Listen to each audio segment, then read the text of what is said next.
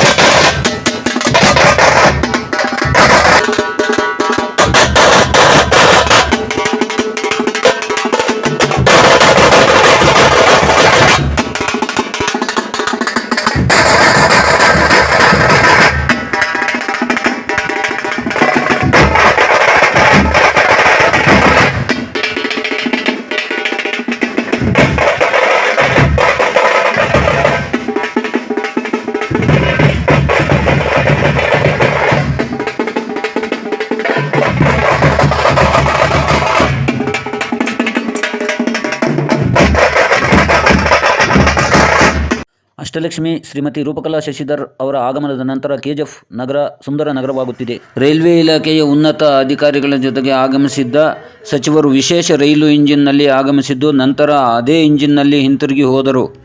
ಈ ಸಂದರ್ಭದಲ್ಲಿ ಕೆಜಿಎಫ್ ಶಾಸಕಿಯವರು ಮೇಲ್ಸೇತುವೆ, ಸ್ವರ್ಣ ರೈಲು ಸಂಚಾರ ನಿಲುಗಡೆ, ಮೆಜೆಸ್ಟಿಕ್ವರೆಗೆ ಮುಂದುವರಿಕೆ ಮುಂತಾದ ಬೇಡಿಕೆಗಳನ್ನು ಮನವಿ ಮೂಲಕ ಕೊಟ್ಟರು.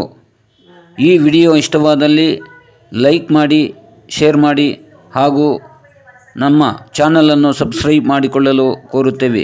ಧನ್ಯವಾದಗಳು.